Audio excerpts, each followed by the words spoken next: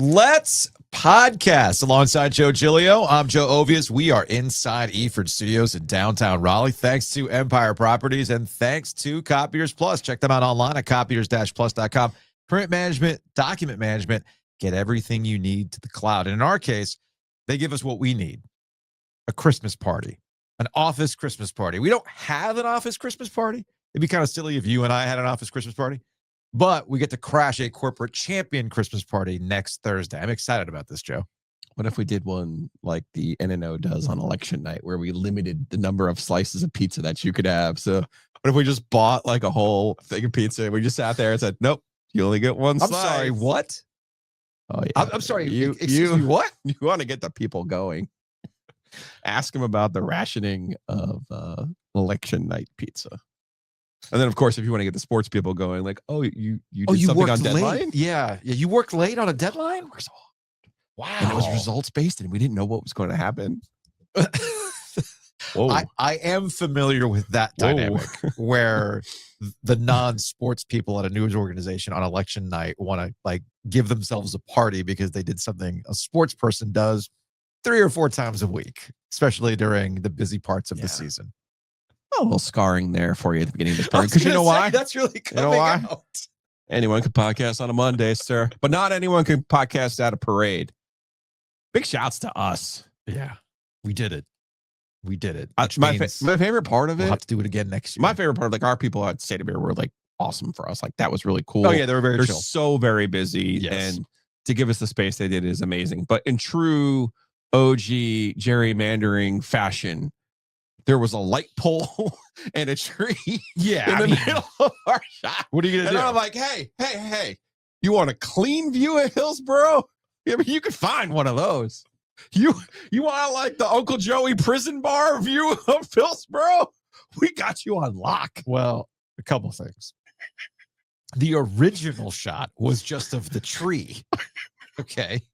So we had to kind of like, all right, let me see where I can kind of position this thing a little bit of an angle. All right, well, if the tree's over to the right and the light pole is a little bit more to the left, get a really nice center shot. And of course, shout out to Wally, who was helping out. And, man on the street camera with Hayes. Yes. And we got much better shots of the parade from Wally, with the phone while Hayes was the man on the street. Tell you what, do it again next year. Fine. We'll do it again next year. That's the problem with success. People expect you to do it again. Damn it. I want to find something else to cover now. Let's not get crazy. Bootleg style. Well, I had some people like, well, you're going to come out to the Garner Christmas Parade? The Apex Christmas Parade? Whoa. People. The Apex Christmas Parade's a little trickier because it's at night. For real? Yeah. I actually like I'm unfamiliar with this. I like the Apex Christmas. I only know this because of the Enloe Marching Band. We've been able, so like Caleb gets to, he gets the trumpet, he puts a battery powered lights all over the trumpet. That's how the brass section looks. I actually like it at night. If you get there early enough, because it cuts through downtown Apex, you could post up at a bar, sure, and have a good time. So it's a wrinkle to the parade. You could post up at a bar like we did on a Saturday morning. It's not like we need to be restricted. That's a very good point. It's a very good point. Now, because of the Raleigh Christmas Parade live coverage, we did not spend a lot of time on Saturday talking about NC State, Florida State from the night before. We didn't do an after dark. My plan was to use the NC State, Florida State game as filler. Sure. During the Christmas parade, but turns out didn't need it. We didn't really need it. We were just kind of riffing the entire time for about 2.5 hours. And I'm not going to play Are you mad we didn't get to 3? No. Like, did you feel like we needed 3 to prove it to yourself that you could still do 3 hours of live broadcasting? No, I think going nearly 2.5 hours with no real script, and no commercial break, sans 1 pee break for me. Like, you also found yourself in 1 pee break. I think all things considered, it went pretty well. No, that was great. But I'm saying sometimes I think you yearn for those radio days. No, the 4-hour show where you had to recycle and warm up your take from the first hour 3 different times to see with which zeal you could recreate it in the next hour. Well, since spin it. Since you're bringing this up, sometimes people will say, oh, well, it's too many commercials, or 2 stars, too many commercials. I'm like, do you really want to get into how much actual talk is taking place in an hour of commercial sports talk radio? I Remember the math. It only comes out to about 35 minutes when you throw in the commercials. That was at the peak. That wasn't right when we were. No. Even when we were doing the show, we were only like 8 doing minutes every half hour. We were doing like when you take out all the elements. It's kind of like watching an NFL game. Like how much actual action do you get? You're saying there's 2 4-minute breaks each half hour? No, there was 3.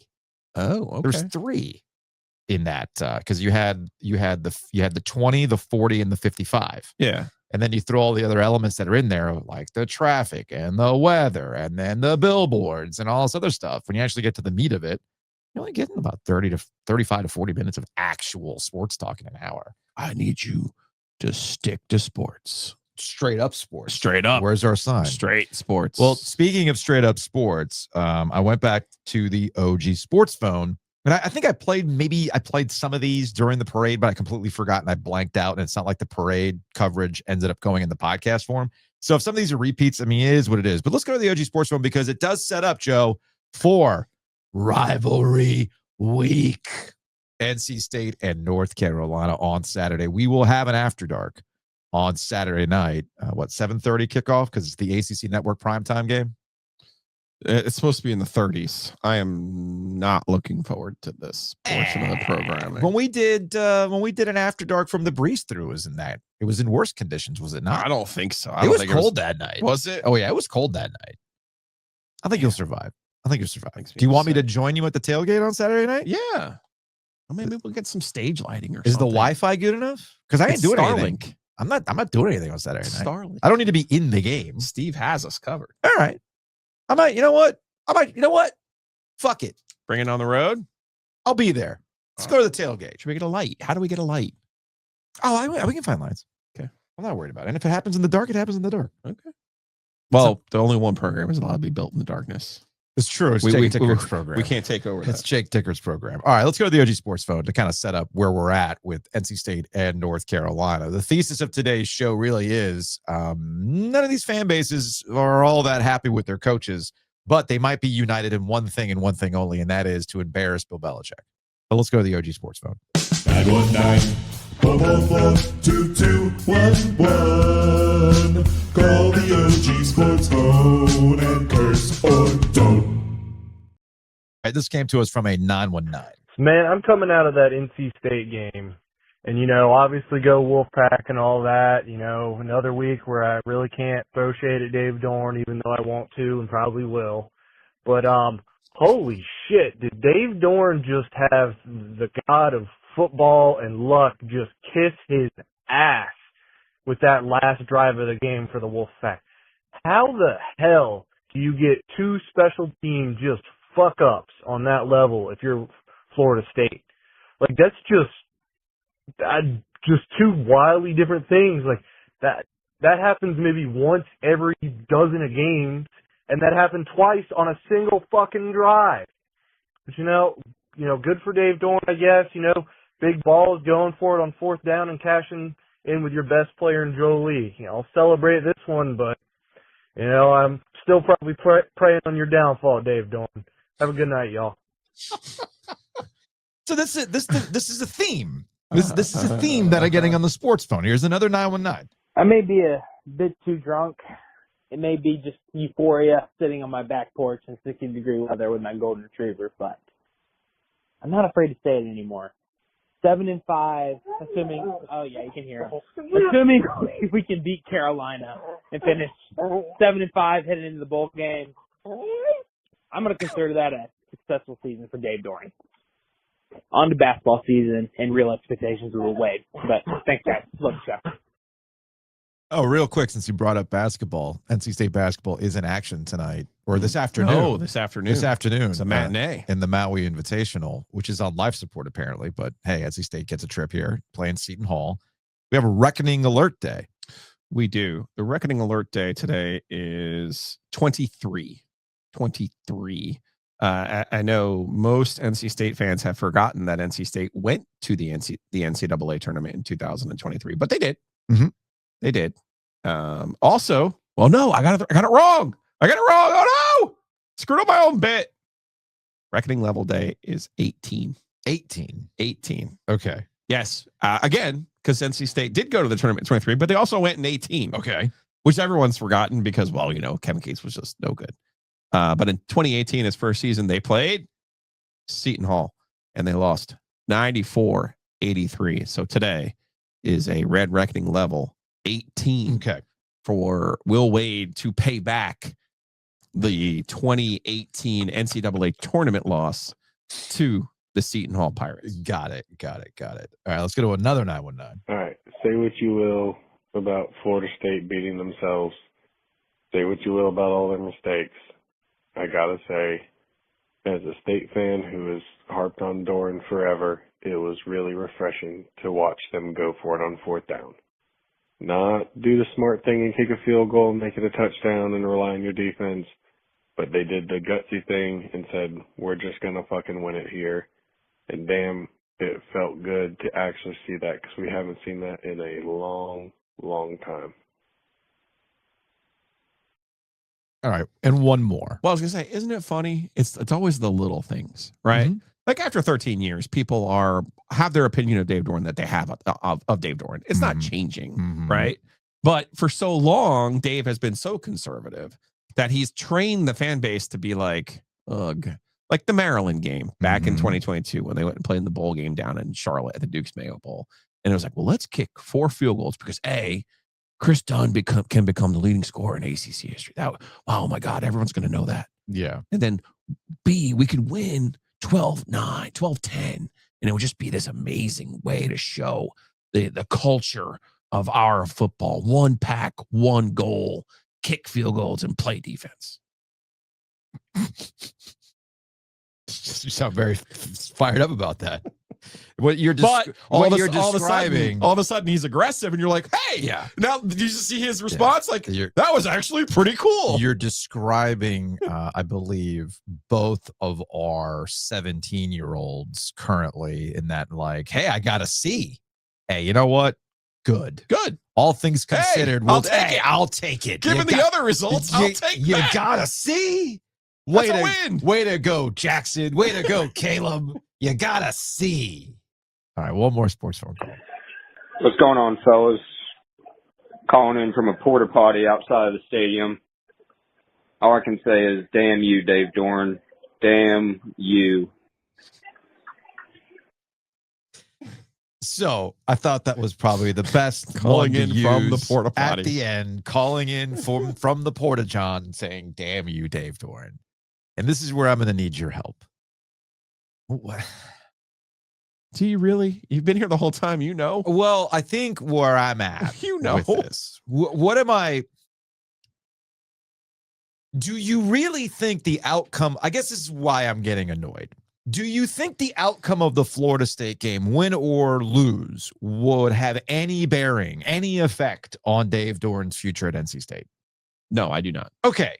And that's kind of where I'm at, where we've been doing this thing specifically for Dave Doeren and NC State this season, where wins and losses become this referendum on Dave and the program. When turns out we're having yet another very Dave Doeren season at NC State. You got some wins where you go, hell yeah, brother. And you got some losses that make you go, what the fuck? And you're going to end up having your season boil down to the Carolina game again to get you to a bowl game. And it's, again, very much a Dave Doeren season. So I almost feel like people are making the mistake with Dave Doeren that the individual outcomes of the regular season will push Boo Corrigan, the AD, in one direction or the other. And that's not how you do it. At this point, after 13 seasons, you don't need individual results to help guide you with your decision making. You either say, yep, this is acceptable. Yep, we can do this again. You got some good wins. You got some bad losses. Hey, you beat Carolina. We go to a bowl game. Yep, this sounds like another pretty decent season, all things considered, especially when you also add the context of you ain't like the top contenders.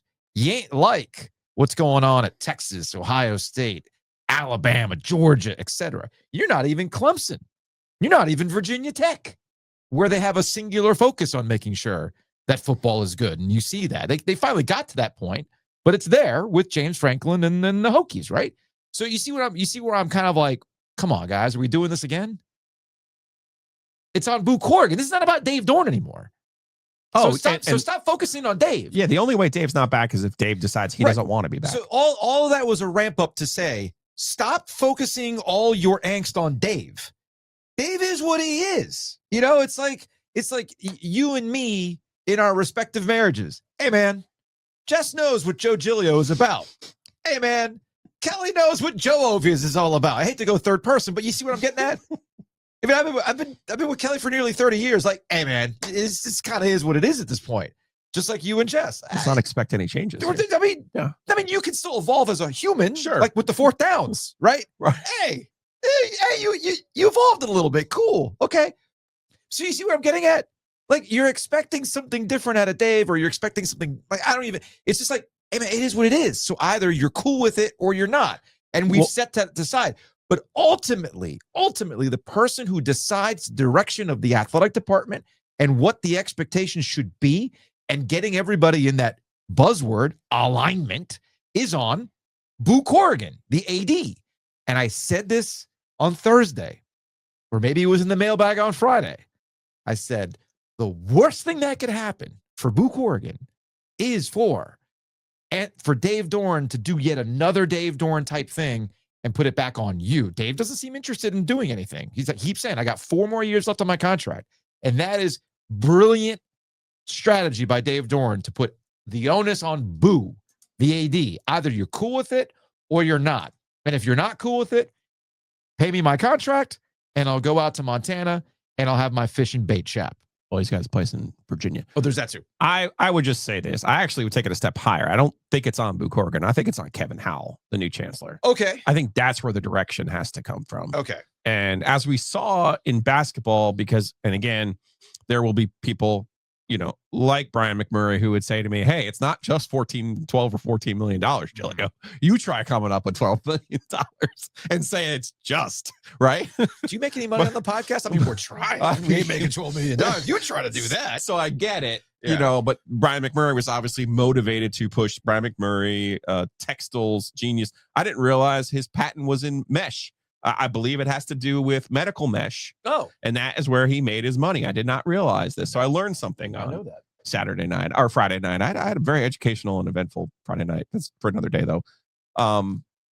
Made his money in medical mesh. Okay.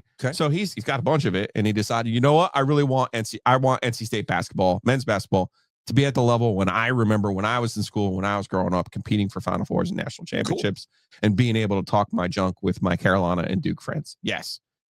Football wise, where are those people? And it's a lot more money. It's not just one Brian McMurray. Okay. The rumor du jour over there is they're finally going to get money from the Goodnight family to rename the stadium. No. To SAS Stadium, What? which I have found to be very, very hard to believe. Based on everything that we've ever been told or know about Goodnight, that's surprising. That's a big rumor I've heard from more than one person with a couple of dollars and a little bit of skin in the game. Wow. And I was like, I had your reaction exactly. Wow. Okay. But let's say you get some money from SAS. Let's say we know you're going to get money from this Brazil trip. It's going to be a nice little chunk. Obviously, that's going to be needed for your roster next year, right? So I think ultimately it's a smaller scale to buy out Dave Doeren's $12 million. Sure enough, right? Or the staff, add another 2 or 3 to buy out the rest of the staff. But then you got to buy a new staff, right? So, and now you already, by the way, you just made this big investment in basketball. Also, just so you know, the investment in basketball isn't just a 1-year thing. Because, Will's going to come back next year and be like, so we had 12 last year. Kentucky had 20. Duke's probably at 20. If you really want the reckoning, well, I need to come up another step, right? So it's a continuous investment. It's a continuous financial push at a school where, quite frankly, they don't have the deepest pockets in the history of the world. You got to rely more on populism than you do, the elite doctors and lawyers class. So to me, that's Kevin Howell, the new chancellor. Yeah. I think he has to set the direction. I think Boo has always been financially motivated. That's always been something that he's prioritized at the university. I think he even said this to the Raleigh Sports Club. Like, I'd love for Dave to beat Georgia Tech and Florida State and win out. And and here we are, So again, all this goes back to Dave, but we're in the cycle now. We're in the cycle where state fans should actually be happy they have their moment of zen. They don't need the Festivus poll, because you air those grievances, and they did on the Sports Phone. We appreciate you. And if you'd like to be the sponsor of the Sports Phone in 2026, send me an email, gilio.show@gmail.com. In the meantime, thanks to Nature's Relief. Yes, absolutely. Check them out online, naturesreliefhempstore.com. So we heard all the complaints at the beginning of the year, even if they're a win over ECU, a win over Wake Forest, a win over Virginia. Then the bottom comes out with Duke. And man, watching Duke struggle the way they did with Carolina, I was like, you're 1-4 against Duke. But that's for another day. The loss to Virginia Tech at home, a Virginia Tech team that they just shouldn't lose to. Yeah. So you just kind of get into this, with an interim coach, you just get into the cycle of you're down. So it's another Dave Doeren season. Another day. But now actually the Georgia Tech is his best win, even though Pitt's trying to ruin that for him. Yeah. But yeah, the Georgia Tech win was better than the Clemson win a couple of years ago. Yeah, it's the highest ranking. Yeah. Yes. And it's at home, it's at night. You're all your feels, right? Yep. But here we are to the part of the cycle where Dave Doeren has it down pat. 4 in a row against Carolina, 7 of 9 against Carolina, 8-4 against Carolina in his tenure. So this is the cycle where every year you get mad. You're mad about Duke. You're mad about Virginia Tech. You're mad about Wake. You're mad about Boston College. And then all of a sudden you get to this game and all sins are forgiven because you beat Carolina. And he's done it 7 of 9. He's done it 4 in a row. Yeah. And some of those wins, by the way, were against they were the inferior team. But some of those wins, the 21 game with a Mezzi, just ridiculous, just a ridiculous game. The absolute domination in 23, the Peyton Wilson game in 23, where Carolina never even got off the bus. I've never seen that in this rivalry before. Yeah, where one of the teams didn't get off the bus. Like, that's flabbergasting. It's a big reason why Mac Brown had to go.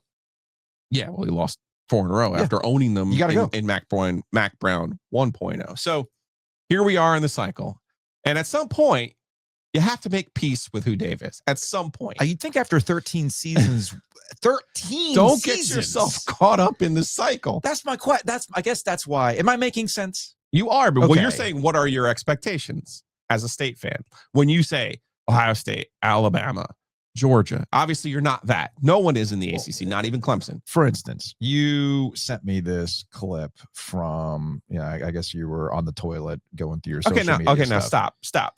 Why am I always on the toilet? And last week you're like, I was just flipping through my phone. So you're allowed to have leisure time on your phone, but the only time I'm ever on my phone is when I'm on the bathroom. Well, that's the bit.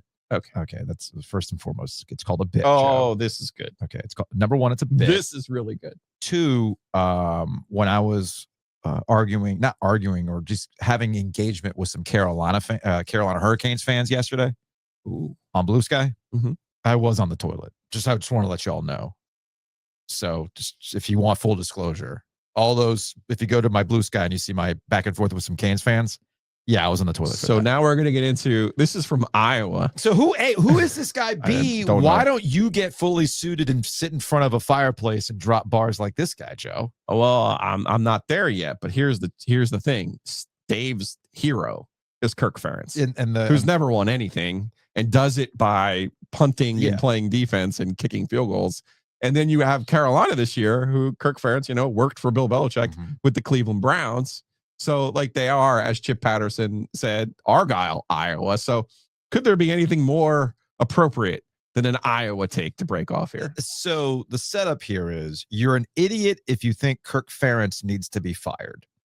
And what he's about to say and succinctly put it in the form of a reel in front of a fireplace is what we just spent the last 15 minutes trying to say. It's been 13 years. It is what it is. We are in this cycle. I get it.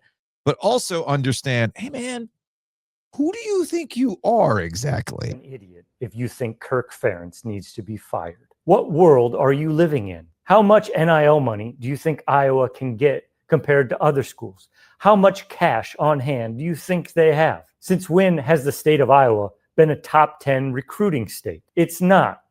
unless we're talking about good-looking people. Then Iowa's the Texas of sexy. Those of you who think Kirk should be fired must drink the same delusional Kool-Aid Nebraska fans drink. Nebraska fans think they can still compete for national titles. That is asinine. Don't be asinine.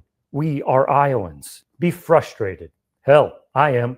Do you know how many more views my incredible videos would have gotten if Iowa had beaten Oregon and USC? I don't, but I'd like to know. And it sucks that we don't get to. It sucks that Iowa's losing streak to ranked opponents is now longer than the Russian-Ukraine war. But still, not only is Kirk Ferentz a good coach, he's had 8 10-win seasons, 5 top 10 finishes, over 90 players drafted into the NFL. And oh yeah, he's a great man who has donated millions to the hospital and puts teams on the field that Hawkeye fans can be proud of. Yes, he's stubborn, loyal to a fault sometimes, emotional and flawed. You know, a normal human being. Even with his stubbornness, Kirk has adapted to NIL. Kirk Ferentz navigating booster collectives and money deals is like seeing your grandpa use TikTok correctly. Shocking, impressive, and honestly, a little inspiring. And for the fans who want him fired, let me ask you this. Why would you assume the next coach would be better than the winningest coach in Big Ten history? The odds say the next coach is more likely to be worse. If you're a Hawkeye fan screaming for Ferentz's job, I'm guessing you're also too young or dumb to remember what happened when Iowa men's basketball pushed Tom Davis out. The last time Iowa reached a Sweet 16 was literally his final season in 1999. More often than not, when you fire a really good coach because you think you can do better, you end up hiring the next Steve Alford. In Wisconsin, they call him Luke Fickell. Trying to find a better coach is like being on a dating app. You swipe past an 8 out of 10 because you're convinced a 10 is 2 swipes away. Buddy, the 10 ain't swiping back. So no, Kirk Ferentz will not be fired, and he absolutely should not be fired. Stop acting like petulant babies and realize how good you have. Is that not all applicable to NC State and Dave Doeren? Well, no, because he said 8 10-win seasons and 5 top 10 finishes, which the math might be a little bit fuzzy. It's all relative, though. It's all relative. Sure. I don't agree with anything that person just said, but I don't. I don't agree with any of it because they're in the Big Ten. They have revenue share money. They have plenty of money. Mm-hmm. They're also Iowa. There's 2 programs in Iowa and Iowa State. Yeah, sure enough. It's hard enough to recruit in the state of Iowa. But yeah, I also hate that attitude of, just be thankful for what you have because the person who runs your program, they'll never be smart enough to hire a good coach. Mm-hmm. Like it's impossible to hire a good coach. Pretty sure the basketball coach they hired was pretty good this time around too. But this time around, yeah. I understand it. You got to be appreciative and understand your place in the college sports ecosystem. But, at some point, Kirk Ferentz is the only other coach in the country who's been around longer than Dave at this point. Yeah. It's like him, Dapo. Yeah. It's like, again, he's been around a long time, man. To put a wrap on his last top 10. He had 3 top 10 finishes in 02, 03, and 04. And college football's completely different now. But long time ago, he's adapted, just like Dave's adapted too. He's calling plays on 4th down. Anyway, look, man, I'm not saying one way or the other. What I am saying, as it relates to Dave, if Dave's back next year, hey man, Dave's back next year. Ain't nothing to me, right? All I'm saying. No, because we'll just go through the cycle next year. Yeah, honestly, we could probably I might actually use AI for next year. Yeah. It's like, hey, can you ingest all these shows from last football season and just update them for the teams and the scores, and then nobody will be able to tell the difference. I get all that kind of stuff. Yes. What I am saying is, stop focusing on Dave. Dave is what Dave is. All right. Dave ain't changing, or Dave can change. He can evolve, like the NIL stuff, and understand. All those things are true. I'm going to give him the benefit of that when it comes to that kind of stuff, right? We all find ways to change and evolve and things like that. Even I do that, for heaven's sake. What I'm saying is, year in, year out, we kind of know what you're going to get out of a Dave Doeren NC State football team. If you want that to change, that's on Boo Corrigan. That's on, as you've pointed out, the new chancellor in Kevin Howell. It's on them. Stop banging on Dave. What more could you say about Dave at this point? It's all been said. So the focus should go on Boo Corrigan. And what do you want this football program to be? What's his vision of alignment with the money people? What's Kevin Howell's vision for NC State athletics? Coming off a chancellor who was kind of wishy-washy about it, And one thing that we do know about Kevin, he's a sports guy. He's a fan. He is a fan. He's a State fan. He has been there for a long time, and he likes sports. He goes to sports. He gets it. So what does he want the football program to be? Because this is where history matters. NC State had a chancellor in Marianne Fox that really prioritized football. And she showed up to Mike O'Kane's house and said, Thanksgiving. On Thanksgiving week, and said, hey, love you, appreciate you. Now get the fuck out. Forever grateful. Forever grateful. We're going to try to be a football school here because I came from a football town. You see what I'm getting at? Mm-hmm. So leave Dave alone. Let the man enjoy his red Solo cup as a post game. I was going to say, I salute anyone who drinks on the job. So, by the way, if you're looking for more clues as to Dave might retire, that might be one of them actually.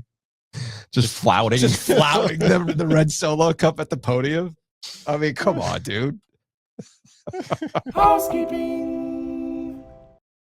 Housekeeping is brought to you by Enovana. Check them out online at enovana.com. If you have mess inside your mansion or trash in your cabana, get it clean with Enovana. But yeah, Thanksgiving is on Thursday. You're going to have family, friends over, whatever it might be. You're going to need your house cleaned after that. You can do a one-time cleaning with our friends at Enovana. Or if you're thinking about Christmas, New Year's, you got people coming over. You want to make sure the house looks good. Again, a one-time cleaning from Enovana. A little bit of housekeeping related to the show. We'll go ahead and give you the meeting voice here. We're having a meeting. Short week. So we have today's show. We will do a mailbag tomorrow. Okay. And then I got to ask Dimitri if we're doing an OG business. And then we will be back on Saturday for an After Dark. I got you out of the stadium, so I can't convince you to do anything ahead of this Garner Cardinal Givens playoff matchup on Friday. Dude, I need a break. I need a break. Maybe I'll get Christian Normandy, Garner quarterback, to come down to the studio, record something. We'll use it on the mailbag tomorrow. Okay. That's fine. Okay. But yeah, after it's a big rivalry. I know you've adopted Enloe now, but like Gibbons who? This is your alma mater. I don't even know anybody at Gibbons anymore. I don't know who the principal is. They didn't even invite me to the alumni career day. That's right. So you've been cut off. I forgot about that. How do you not invite me to the alumni career day? That's right. See, at least Enloe still values me, Well, I mean, it's because of all that OG money they get for the trailer. Well, for the band. Hey, having the OG logo on the back of a band shirt, it's pretty money. And guess what? I'm here to tell you, we'll be asking for more money for the indoor percussion season because, hey, baby, Dayton ain't paying for itself for indoor percussion. So, so short week. Today, tomorrow, we'll be back in action on Saturday night for the After Dark. Speaking of this week, this is your last week to head on over to the pop-up shop. The store closes on Monday. You actually see it there at the top. December 1st, 9 a.m. Closes. So go to ogtrianglemediashop.com. Again, that's ogtrianglemediashop.com. You can get these full zip hoodies in a variety of colors and styles. The Drunk Wolf on a pullover hoodie in 2 different colors. And of course, the beanies, toboggans, wool caps, whatever you want to call them, buy them. They're priced to move. And December 1st, 9 a.m., once the shop closes, these go back into the vault, never to be seen again. So go to ogtrianglemediashop.com. Again, that's ogtrianglemediashop.com. In the meantime, check out our friend. I'm just letting you know, it's over after this. They're never coming back, ever. Well, this happens with our friends at Roback. You want some of these seasonal designs? You better get them now because they might not be coming back. I've seen some polo designs just not come back. So get on them now. Go to roback.com. You don't have to use a promo code right now. They're doing their Black Friday sale right now. Did you like the Melikaliki Maka polo that you saw during the parade coverage? You can buy that right now. Cousin Eddie Quarter Zip's going to make an appearance at Copiers Plus next week. If it's a holiday party, I got to break that bad boy out. Good call. So I'm very excited about that. And you can go take advantage of the Black Friday sale right now. 20% off site-wide. So head on over to rowback.com. Heard from some people that have said that they've used a promo code in the past for birthday gifts, anniversaries. Look, these are always a winner. Shout out to one of Jacob's assistant coaches, Chris. I had an extra large polo, didn't fit me. Mm-hmm. So I was like, I gave it to Chris. Cool flex, bro. Loves that thing. I mean, it used to be a medium, but that's another story altogether. So go to rowback.com and take advantage of that sale. Speaking of saving money, when's the last time you thought about your home and auto? When's the last time you looked at what you were paying for your home and auto insurance? Just have a conversation with our guy, Matt Davis, over at State Farm in Garner. Give him a call directly at 919-779-8277. Or you can visit insuregarner.com. You can also do some financial planning. Maybe you're coming out of the holiday break. You're making sure that 2026 budget-wise is where you need to be. You're looking for some goals the next 5, 10 years, 15 years. Financial planning, that's key to that, and that's something that Matt Davis and the team over at State Farm in Garner can do. So again, call them directly at 919-779-8277. Big thanks to our friends at Hometown Realty. This is peak. Hey, does this house work for us anymore? Is it time for a new house? Maybe some new construction?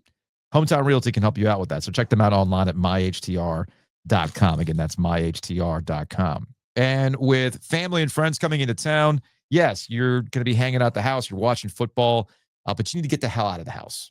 All right? Like, hey, what's there to do in Raleigh? What do we got to do? Go see some museums, enjoy downtown, and while you're at it, especially if you have kids, go to Marbles. You know what you can walk to after you go to Marbles? The Longleaf Swan. Longleaf Swan. It warms my heart when I see the little Marbles stickers, admission stickers, still being worn. Did you ever get like a sense of pride because you were a member of Marbles? You got the different color sticker. It was very sneeches of them. Yes. Like a normal day pass, which is like a blue one, but the members got a green one. There's also like a Chris Rock level of like, hey, look at me. I'm a good dad. I took care of my kids today. You see that sticker? Oh, yeah. Yeah, there's definitely that. Hey, man. I babysat my kids today. I took care of my kids. What do you want, a cookie?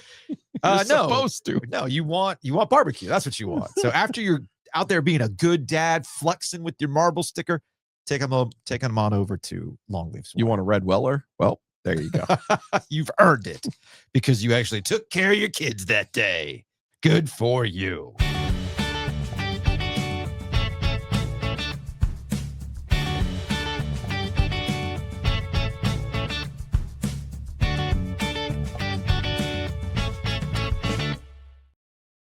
So we talked about NC State and the Dave Doeren dynamics. It's now time to talk about the Bill Belichick dynamics over at North Carolina. And it's something that has kind of popped into my head in the last week as Joe brings out the big four text, the big four text. Where are we right now, Joe? Well, we are on track. If Wake can beat Duke and State can beat UNC, we will have a three-way tie. Amazing. In the big four text with Duke, Wake, and State all being 2-1 in the big four text, and Carolina would be 0-3. So, speaking of the future, he's not going anywhere. What does North Carolina want the future to be after this season? I'm going to operate on the assumption that NC State is going to beat North Carolina. Was actually talking to somebody. Not to use the word "should" there. I understand that. You didn't. I understand that, but there is a general attitude of like, well, given how Dave is about North Carolina, 7-9, 4 in a row. Yeah, I hear you. And given how Belichick, as I said on the After Dark, doesn't really care about this. And given the deflating loss they had to Duke, that, as somebody that I know put it, I've never been more sure of anything when it comes to Dave Doeren than this Saturday. I went, wow, sir, those are big words to use. Those are big words to use. But the thing is, I understand where they're coming from because say what you want about North Carolina, and they played tough on Saturday, or maybe they've gotten some areas of improvement. That's not a good team. That's just straight up not a good team. And when you put that with the history of Dave Doeren, NC State squads tending to take care of business against North Carolina, it would be massively embarrassing if Dave Doeren lost this one. More embarrassing than Tom O'Brien punting to Gio. That would supplant punting to Gio if Dave Doeren lost this game to North Carolina at home on Saturday. All right, sometimes it takes me a minute to catch up to some of the things that you said, but remember when Carolina beat Syracuse in the first half? It was Syracuse had the lead. Yes. And Carolina won 27-10. Yeah. It was the running back, Blue. Yeah. Damon Blue, right? Is that his name? Wait, for Carolina? Yeah, what's his name? No, it's Damon June. Yeah. June had a big game, right? And I was like, come on, Joe. Like, look at Carolina. They won the game handily in the second half. I know they were down at halftime. That was a nice little showing by their offense. They exploded in the second half for all those points. No, they didn't. Well, I did say this at the time, but then I'm like, I think Joe's being a little bit hard on Carolina because Syracuse, like, come on, man. Did you see what Notre Dame, a real grown-up team, did to Syracuse? They were a losing. real life grown-up team. They were losing 21-0 before the offense even took the field. 70-7. Yeah. It was Syracuse's worst loss since the 1890s. Joe, look, I don't think I'm being harsh. I think what's happening is that people are just looking like, I think folks are so flabbergasted that Bill Belichick, this Hall of Famer, hasn't been able to get Carolina to look like a good football team really at all this season. And even in the wins, let's put into context the wins. Speaking of things that you have said, and maybe you need to revisit what you've said, Charlotte gave Carolina a competitive game, and their own mistakes sunk them. And how many times have you told me, after seeing them in person, that Charlotte might be one of the worst football teams you've seen all year? They're terrible. Okay. The Syracuse game, which they were trailing in, was 10-6 at the half. Was 10-6 at the half with a walk-on lacrosse superstar at quarterback. Okay. Stanford, one of the worst teams in the ACC. Especially on the road. That was a closer game at half than it needed to be. And then the Wake Forest game. Well, their defense, Joe. I keep being told their defense is good. Oh, their defense this. Bad. They gave up 260 some odd yards on the ground to Wake Forest. And then Manny Diaz's own, hey, man, I know we're winning a certain way. Let's take the air out of the ball. Again, that's a Manny Diaz issue. Gave Carolina an opportunity to almost pull that thing off. So I think by now we can be done pretending that there's really anything redeeming out of this season by Bill Belichick. And that's furthered by this interesting sentiment that finally dawned on me this weekend as yet another example of why I need everybody, including me, to stop looking at social media as a real, true measure of sentiment for what's going on. Because I do think it's interesting with a subset of Carolina fans that would never go online and spend all day tweeting and arguing with other fans about this kind of stuff. There's a good subset of Carolina fans that want this man out of here. They are done with Bill Belichick. And you can believe some rumors that they're passing the hat around to see if they can actually cobble together enough money to buy Bill Belichick out. But the sentiment seems to be Bill Belichick will be back if Bill Belichick wants to be back. I mean, I've even heard a rumor that bowl games are interested in North Carolina showing up at their bowl game, even if they're only at 4 wins, that they will petition to participate in a bowl game with 4 wins based on GPA. I've heard graduate rate success or whatever. I've heard this APR. rumor. And not just that Carolina wants to do it, it's that bowl games are interested in the circus, which gets us to off the football field stuff and where we're at with North Carolina. Let's go back to Friday. The New York Post drops an interesting exclusive. This is aggregated by Pro Football Talk, Mike Florio. New York Post reported that Belichick's daughter-in-law, quote, unleashed a nearly hour-long profanity-laced tirade 2 weeks ago against Jordan Hudson. Bill Belichick's girlfriend, in Belichick's office after the Tar Heels beat Stanford. Jen Belichick, the wife of defensive coordinator and Bill's son, Steve Belichick, reportedly said, among other things, that all Hudson does, quote, is control shit. Jen Belichick also reportedly called Hudson batshit crazy. And Jen Belichick reportedly accused Hudson of, quote, fucking twisting Bill's brain. Interesting. Those are some interesting secondhand quotes. Like, who could possibly be sharing those quotes? I do not know. The New York Post. It has to be somebody who was in the room, right? It has to be somebody in the room where it happened, right? Mm. So, by the way, Florio posits that not that Bill Belichick ever was really in the running for the New York Giants job, but the way the Post is covering Belichick over the last couple of weeks is just making them go, yeah, we don't need this crap. We don't need the circus. And you want to talk about, Jordan Hudson fancies herself some sort of like PR specialist. Yeah. In order to be a savvy PR person, you got to read the room from time to time. And this is the day after. Actually, this was later in the day. No, this was yesterday morning. She posts on Instagram after North Carolina lost in brutal fashion to Duke on Saturday afternoon. She gets on Instagram with a Taylor Swift song, Actually Romantic, which I have thoughts of using Taylor Swift as a way to do your emotional barometer, but that's another story for another day. She captioned it, P.S. I'm suing you, Pablo Torre, while showing off her all-access lanyard and what seems to be her own personally designed Super Bowl ring of sorts that might have something to do with Bridgewater State. I don't know. I haven't really been able to figure it out. Zoom and enhance. It's just like it's like an acronym. I'm not quite sure what it means. She's got her band necklace, right? And as somebody asked me on social media, can you please explain why Jordan Hudson has a printout and it's not a permanent all access? And it's like, well, that's how those things work. They do one placard, one lanyard. That's how you know it's legitimate. And then they just go ahead and they put on the name that it needs to be. Like, I have plenty of credentials that are like that. So Jordan having that is not that big of a deal. So all of this is to set up the very simple thing of there's enough Carolina fans out there that are just tired of all of this. Just tired of all of this. I was saying, you missed the best one, which was the Instagram post from after they lost to Duke. Yeah.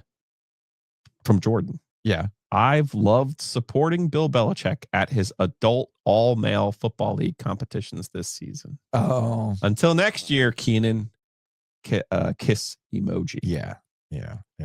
His adult all-male. See that, like, because remember. She went to the adult cheerleading competition. You see what it is? Hey, you just lost to Duke. Yeah. In a game that you should have won on a fake field goal. Yeah. Where Bill got out coached. Yeah. And his players had 12 penalties. Yeah. But hey, let me make a cute, sweet joke about the adult all-male football league competitions this season. Read the room. And this right here. You think I might be making this No, up? I know you're not making it up. I actually missed that one. Are you pulling it up on the StreamYard? Yep. All right, pull it up on the StreamYard. Oh yeah, I did see that. I totally lost. I don't know who the woman is. I don't know who that is either. Either way. So I'm setting this up not to make this about Jordan Hudson, not to make this about Bill Belichick, not to be any other kind of thing. It's just the circus that doesn't meet the results. And the juice is not worth the squeeze. The interesting sentiment that I'm getting from North Carolina fans who are not extremely online. I'm talking about North Carolina fans that I will actually talk to in person, communicate with.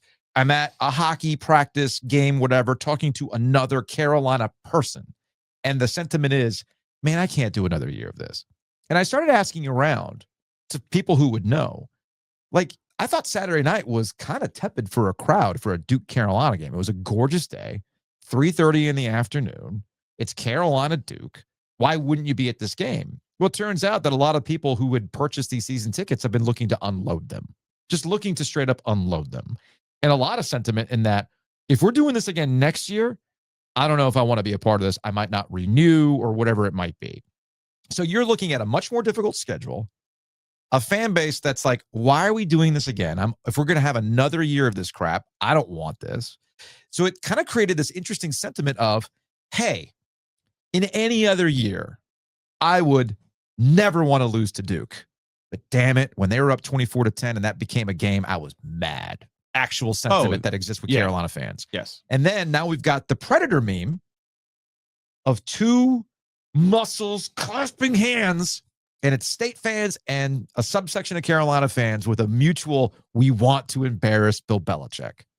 Because at this point, the only thing that could give them any sort of like, yeah, maybe this will help us get out of the situation is further embarrassment for Bill Belichick, causing the money people to say, all right, we got to cut our losses and move on. The problem is the money people are the ones who hired Bill Belichick. Yeah. They're the ones who went out on a limb, and they're the ones who invested in it. And They're too committed. They are pot committed, number one. And it's also like they don't want to admit they made a mistake. Yeah. You know, talking to some people from the Carolina side, like there's a sentiment over there, like this isn't as bad as you think it is.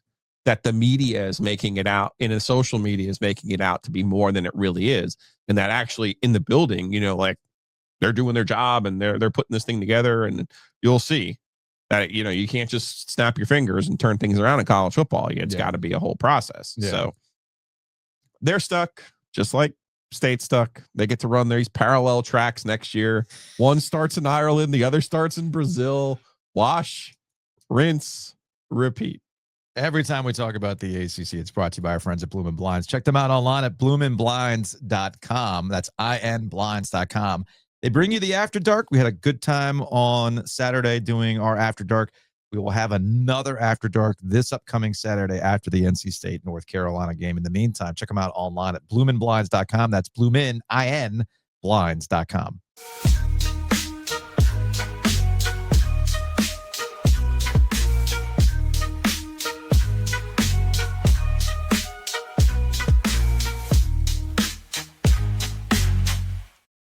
Joining us on the Heister Automotive Group hotline from FOIABall, if you need help spelling that, F-O-I-A ball.com. David Covucci joining us now on the Heister Automotive Group hotline. David, welcome. I thought it's State Carolina rivalry week. We might as well get super, super granular on how these two compete, right down to balloon budgets. Absolutely. I think it's essential. If you want to win in college football, you need to be spending on balloons, or at least that's one of the weirdest things I've learned in the past couple months.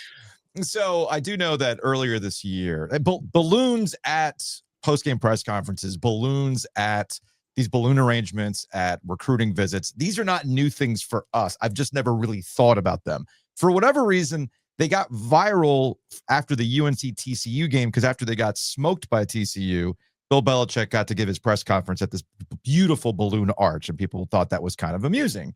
But again, Mac Brown used to have these as well. But then you started digging around, and I didn't realize how much money people were spending on these balloons. What are we looking at here? Well, as I've been saying to a couple people, I'm in the wrong business, but I was interested in this. Actually started from a UNC FOIA. I was getting credit card receipts from Bill Belichick, and he had a steakhouse tab that was tagged official recruiting visits. I was like, oh, that's right, they do spend money to bring recruits in. I can't remember the name of the steakhouse. It was like Cellar 37 or something. Don't worry. I'll double check it. And this is terrible live radio. But I was like, what kind of total amount of money is being spent on official visits for recruits? You know, they come in the summer, they get wined and dined, or they get dined, the parents get wined, you know, they take them to all sorts of fun things. So I did a big batch of requests for that to a lot of different schools. And one thing that kept popping up again and again and again was balloon spending. And, you know, because of the way they give these records, the vendors attached to it. So I would go to the vendors' Instagrams, see what they were doing that weekend, you know, get what like the balloon decor looked like. And, you know, for some reason, my followers really, really loved it. You know, I was finding stuff like tens and tens of thousands of dollars just spent on arches, you know, in the field house to, let's say like, you know, for NC State, it's just like, you know, welcome to the pack. For North Carolina, it's like Tar Heel tailgate. You know, those specific schools, UNC spent, I think, $12,000 over 3 weekends on a balloon arch. NC State's like total spending for the year, I haven't broken it down completely, it was like $40,000 on balloons just for football. So, you know, the median average salary of like a household US, you know, family is just going to balloons for reasons we don't know. Tell me you've never been married on a budget before or had to put on a wedding for a budget. Because like the first thing, like, you know, your bride to be is like, we got to get these centerpieces. And then all of a sudden you get the value of the centerpieces and you're like, hey, babe, you know, we could either eat or we could have something that literally is going to be thrown away hours after we're done. So I got married. No, Joe. Some family will take the centerpiece home and they'll enjoy it for another week. Before. So I got married a couple years ago, and before we got started, we were talking about how no recruiters ever made a decision based on balloons. And when we were prepping for our wedding, we were going to other weddings, and we'd get home, go to bed, like wake up the next morning, I'd be like, "Hey, honey, what color were the napkins at that wedding?" She's like, "I don't know." And it's like, well, then why have we been debating napkin colors for like 3 months? So it's true. No one knows about it, but it's just like an aesthetic thing. And the thing is, every school does it. There's no reason why.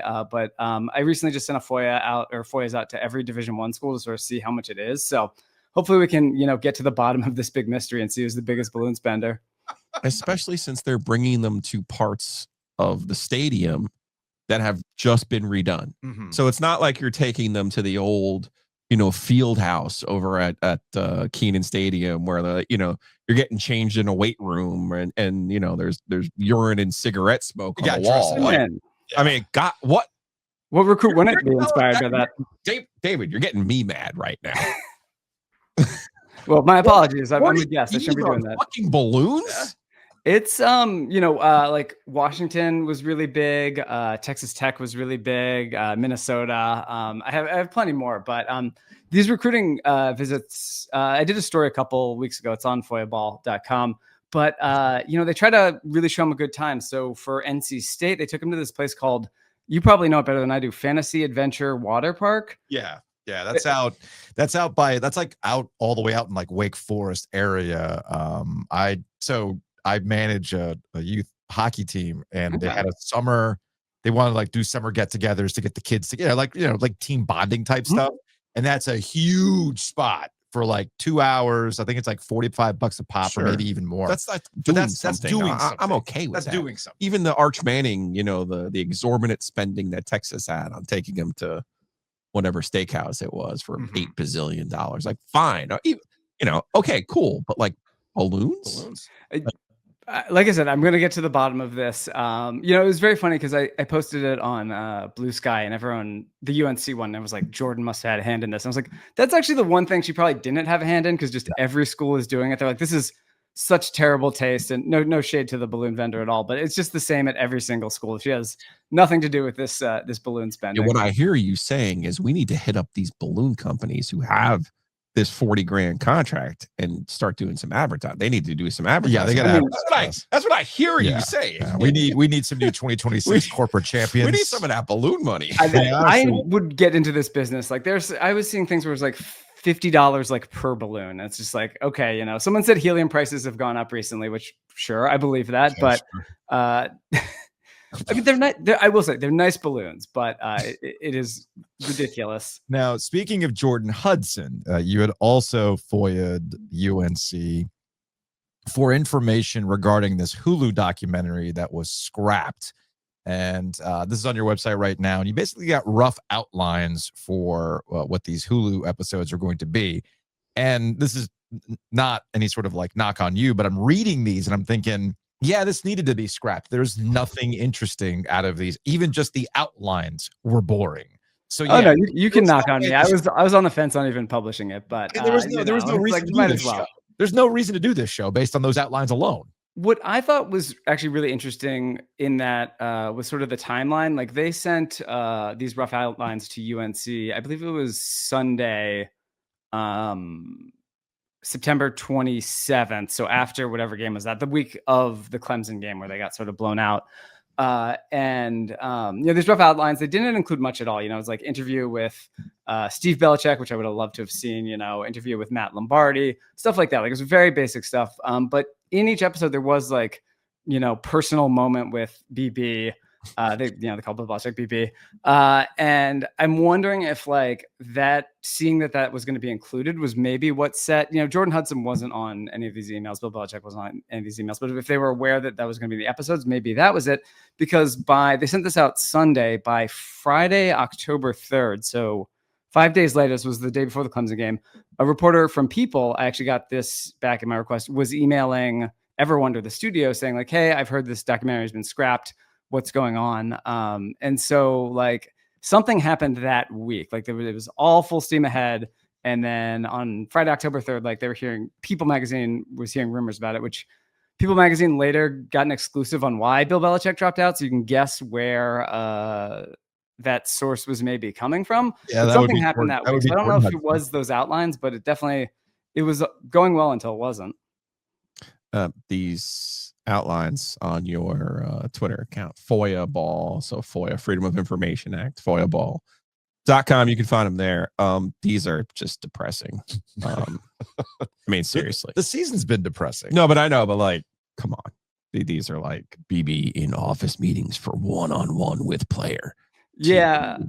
Team prepares for TCU. Like, I mean, the repressed teacher in me is reading these outlines. Like, you got to put a little more effort in this. You got to run this through fucking AI or something and jazz it up a little bit. I'm hoping they just had a really big soundtrack budget. So you get the swirling music, the NFL films type treatment. But yeah, it's like, how do you make prepping for Richmond exciting? I don't think you can. You cannot. The grass bows as they prepare. I was watching that preseason video again. And I doubt it had any sort of self, introspection, but it could have been really interesting if it was more about this, if they looked at the transition of like what was going on, how Bill Belichick doesn't know how this world works, how Mike Lombardi, really the documentary should have just been on Mike Lombardi, like put a camera on him, clacking away at his typewriter, heading to the Crunkleton. We were doing some more recruiting spending, and we found Mike Lombardi, I guess, is a fan of a bar called the Crunkleton in Chapel Hill, which I did not realize was a person's name. I thought it was like a drinking play, but it's my new favorite bar. They have a place in Raleigh now too. They have an amazing bourbon selection. That's what they're known for. Yeah. Now Crunkleton's been doing it for a long time. It's a good spot. I could see why Mike Lombardi wants to hang out there. And I guess this is where David, you and Gilio can probably explain this better to me and the audience, because recruiting, there's an element of whining and dining to recruiting. And on its surface, I don't see what the issue is with Mike Lombardi spending a whole bunch of money at the Crunkleton if it's in the effort of recruiting, right? I mean, that's what you do. So what am I missing here with any sort of like where I guess what I'm getting at is it's an interesting number that he is spending at the Crunkleton. It does give you a peek behind the curtain of what it costs to wine and dine. Or, I mean, look, back when I used to work for a corporate entity, yeah, we absolutely went out on the company dime at least once while we were out and about, and we would spend a lot of money. Oh, the oysters that I would never order on my own. Well, if it's on the company dime, then yeah, man, bring a dozen oysters. I will absolutely enjoy them. We did that once. I know. Yeah. Well, I mean, I used to. My favorite thing about work travel was blowing money on corporate credit cards at fancy dinners. No, I don't think there's an element of wrongdoing here in any way. A lot of the records that come back are just interesting. There's nothing illegal about taking recruits to a water park. I think it's fun. I think it's cool. Yeah. In Minnesota, they took recruits to like a private island on Lake Minnetonka. I was like, I think that's funny. I think it's interesting. What I always sort of described it to people is like all these big businesses, whether it's, Amazon or the Buffalo Bills or Google, they're all opaque by nature. This is $1 billion business that is not because of its, because of the nature it is, because it's cited these public universities. So wouldn't it be great to shed as many lights as possible on it? It's okay. I have no issue with Mike Lombardi going to the Crunkleton. I hope if he listens to this, he invites me, we can have some drinks, but and put it on UNC's dime, please. But it's just sort of like, here's some very interesting things that are going on. And, a lot of times you do find things that are extremely not on the level. I found athletic directors instructing people to avoid public records laws a couple of weeks ago. I found, I did a big piece on how the Athens police was sending body cam footage to Georgia, right after arrest. That's sort of interesting. So you find these sort of uninteresting things that shed a light on it, and you learn more and you publish more and you find bigger and better things. I think the issue here, though, is the company we used to work for is a private company. Yeah. This is the University of North Carolina. Your taxpayers, your money, your taxes are going to the University of North Carolina. I'm at least owed a nice bourbon from Mike Lombardi. Right. They absolutely are. And a lot of these athletic departments are self-sufficient, so they'll push back and be like, this isn't taxpayer money, but they get so many benefits by being attached to the public company. So it's like, if you don't want to be subject to public record laws, go work somewhere else. We can argue about that for the rest of my life, because the money that you're getting from student fees and everything else, there's a whole, the reason that it's public information is because they're using public money. Okay. So now you understand you have to be held accountable for how you use that public money. Sure. And again, taking the player out, the recruit out, taking their parents out, whatever. But we don't even know if he's actually taking people to the Crunkleton or if he's just running up a tab. Could be that at too. the Crunkleton. It depends. I request. Sometimes I'm amazed at what these schools give back to me because on like the University of Washington, they have a great public records law, and on their bar tabs that they sent me, they listed the parents who drank. So like I know the recruiting parents who were like buying drinks. I was like, yeah, I don't need to publish that, but that's pretty funny. Well, to finish the point though, like if he makes $1.5 million a year. Okay. Yeah. If you want to take him out to dinner, take him out to dinner. Mm-hmm. For a year, you're talking about a little bit of scarring here. For years on my own expense report, I couldn't put alcohol. Yeah, that's very true. You can't put alcohol. Yeah. By the way, don't make me. I'll tell you off air that you can't. The government says there's certain things that you can't do. With your taxes and your write-offs. So there's at least a percentage of it that you can't write off. Okay? Yeah. So I'm telling him, not you. I didn't expense any booze at the University of North Carolina. But you make $1.5 million. This is not an exorbitant tab. Mm-hmm. Like if it's this Texas tab of like 50 grand for the weekend, I get it. Making it a recruiting expense. Sure. You got a $500 tab that you're going over to the Crunkleton. Hey, dickhead, you make $1.5 million. Yeah. Okay. Yeah. And yes, by the way, that is all from taxpayer money and from the University of North Carolina. Yes. Okay. So dig into your own fucking credit card like everyone else. And I'm sort of starting to look at the scale here because it's sort of, to some people, like if you spend, I did a story on like Steve Sarkisian's private jet spending, and that was like 50, 60K a year. And to these universities, that's nothing. That's not a lot of money, but it's like, it's hard to put in perspective because to a lot of people, they would do anything for $60,000 of private jet spending. So, it's these businesses are so big that I do think it's really fascinating to like just shed a light on $1 billion enterprise. So we'll close on this. What I find interesting is there's your usual trying to find ways around it, right? Like you're sitting here talking about you couldn't put alcohol on your expense tabs while you were at the News and Observer. Yeah. Well, see, I just didn't have the itemized receipt anymore. I just had the final credit card receipt. So you don't know what I had. Sure. So that's how you get around. I mean, that's classic corporate. Like, let's get around that sort of thing. But again, you're not doing it where you're subject to open records laws. I think that's kind of the larger point where you're going here is like Bill Belichick and Mike Lombardi had zero idea what they were getting into when they took the job at they UNC. Have no idea. They should have taken a job at Duke or even Elon because then they could have done whatever they wanted to do and no one would know what the hell they were up to. Well, we found this out at the beginning of his tenure when he wanted Jordan looped into every single email and all that stuff came out through a FOIA request. And then suddenly you notice like, hey, dumbass, like that's why you have burner phones. That's why you have a Gmail account. That's why you like all these things. Like, why are you putting this on official email? They did not know. Now, there are universities that do know. And this is the thing that I find interesting going forward. UCLA finds itself in a little bit of hot water. I know you wrote about this on the website. And the upshot of this is that UCLA was using some sort of charity to get tax-free NIL money. Now, there's some like deep in the weeds. There's been changes in the tax law where your donations to universities are no longer subject to deductions, right? So that has upset a lot of people. That's how you get these $40 million, $50 million endowments. Like, we're going to give you this wonderful football facility. Well, a lot of that was tax deductible. So you saw the hustle. But that's gone away. You also have NIL. This stuff is supposed to be subject to public availability. But UCLA is finding a way around that? Are there one of the schools that's finding a way around this? How does this work with the NIL tax-free money? Well, I firmly believe that probably every school is doing this. I sort of stumbled into this one. I was trying to find emails around when Nico was leaving Tennessee and seeing if they were talking about it. Some of stuff around students can be restricted. But basically, UCLA's head of NIL also had a charity for at-risk youth in Los Angeles. And there's nothing wrong with a charity, a 501c3 giving money to players to advance its cause. So the Red Cross could pay an NIL and say, we want Arch Manning to plug this blood drive on Instagram. That's perfectly legal. There's nothing wrong with that.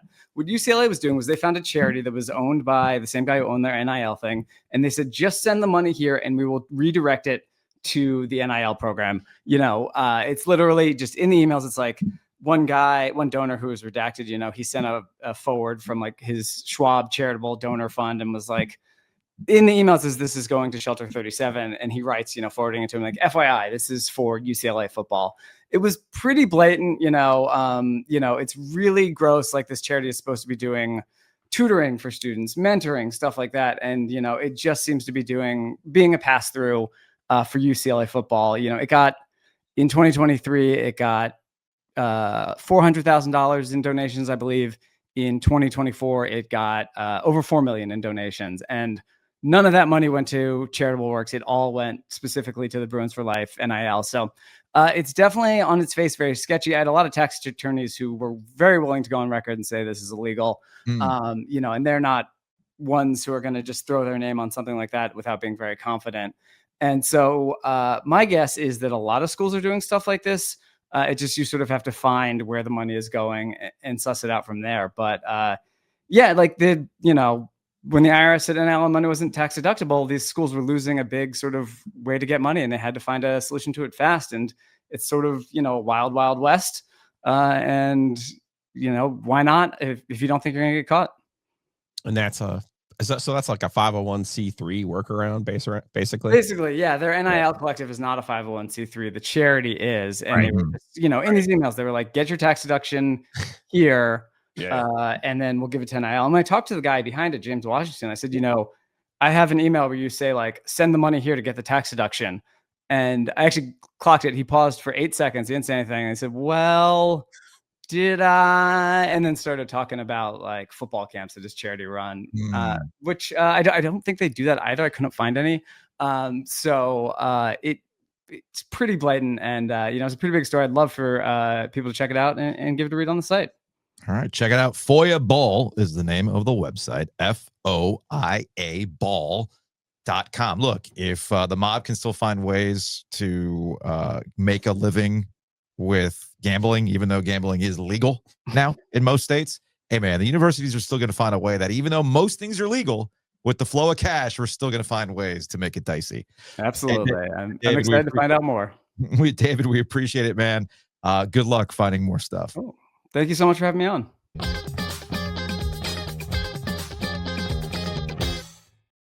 Big thanks to Happy Inhale for being a corporate champion. Take a break. Let's take a hockey break. Brought to you by Happy Inhale. You got to take a social media break if you're a Canes fan, by the way.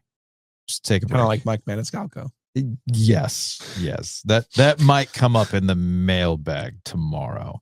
But yeah, the Canes are having a very bizarre season with the injuries, where they are in the standings, and just the general tension around this team, which I don't quite understand, especially if you're online, which I would suggest you just grab a bowl or a smoothie, sit on your couch, and just enjoy some hockey and not log on. Just take a break and watch the game. Here's my challenge to you.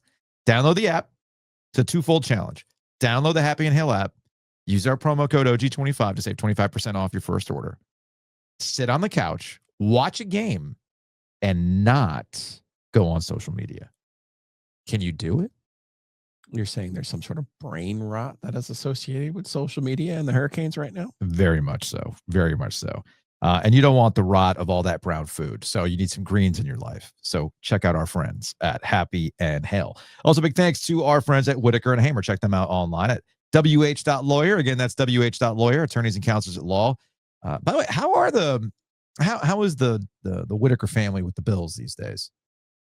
Are they speaking your grip and tight? Let's let that just be. Let's not poke any of the Bills on that one. Is Charlotte okay? Probably not. I feel like she feels it a lot more. Yeah. Oh, that's where she's from. Right. Yeah, okay. yeah. Okay. I'm just double checking. Josh wasn't born in the That's right. darkness. He was born into adopted. He adopted it. Yeah. He adopted it. Gotcha. Whew, Bills, what a disappointment. My goodness. Anyway, check them out online, wh.lawyer. Speaking of the Canes, you need to stop trying to be your own CFO. You're stressing yourself out. Yes. Okay. Yes. You got too many things on your plate. I like your thought process. You can't be all things in your small business, even though you think you can. It's going to burn you out. So you got to do a little bit of delegation. And this is where Chris Brassfield Accounting can help you out. Again, brassfieldaccounting.com. CFO, a fractional CFO for you that can handle things like payroll and various other things. Make sure that all your papers are right when we get to tax season. Canes' first loss in regulation since November 11th. You know what, Joe? Fire rod. So go to brassfieldaccounting.com. Honestly, that might be my NC Grill Rescue of the Week, if you think about it. What? It might be my NC Grill Rescue of the Week. No need to bury your barbecue. Call NC Grill Rescue. And now it's time for your NC Grill Rescue of the Week. Canes fans, rescue yourself. Log off of Blue Sky. Log off of Twitter. Don't go on that subreddit. Rescue yourself. Much like NC Grill Rescue can rescue your grill when the holidays are over. Something to think about. Actually, it might be something you want to do in between Thanksgiving and Christmas. If you're going to be giving that outdoor grill that work this week, get it deep clean with our friends at NC Grill Rescue so it's at peak condition when you do it again around Christmas and New Year's. Or maybe you're hosting some big bowl party. Whatever bowl that Carolina's going to go to at 4-7, or I'm sorry, at 4-8, right? 5-7 if they actually beat NC State. They're going to petition to go to a bowl game. So go to ncgrillrescue.com. Again, that's ncgrillrescue.com to get that thing deep cleaned and make it like new. That's ncgrillrescue.com.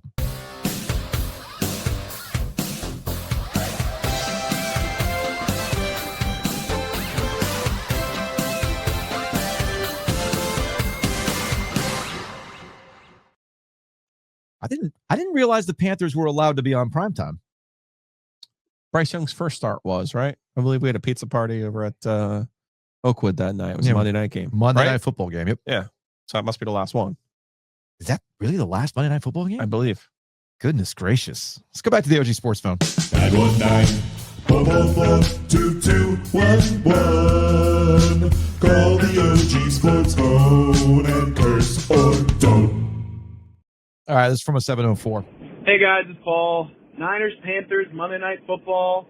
I'm actually kind of excited for this one. I've been thinking about you guys have been talking about sort of resetting the expectations for what Bryce Young can be, because I don't think he's ever going to live up to being the number one overall pick and what we expect out of that slide. I think we've all come to the conclusion that that's probably not going to happen. But it doesn't mean Bryce Young can't be successful. And, when I look at the 49ers and I look at Brock Purdy, what do you guys think? Do you think that a sort of a Brock Purdy ceiling is what we should be hoping for Bryce Young at this point? Can he still elevate above that?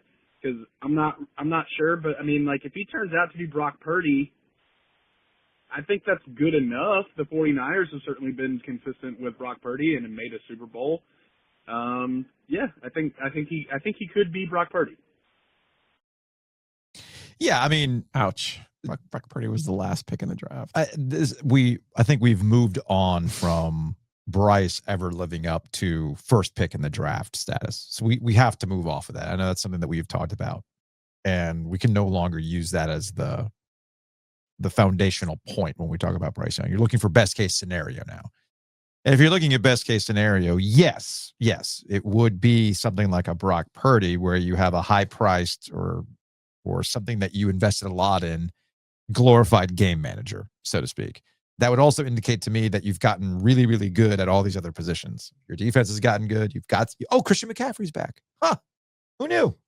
I am curious to see how Christian McCaffrey does handle things tonight in a Monday Night Football game. But specifically to the Panthers and the optimism that's around the Panthers, they might have gotten a break yesterday because Baker Mayfield, I know we talked about this last week.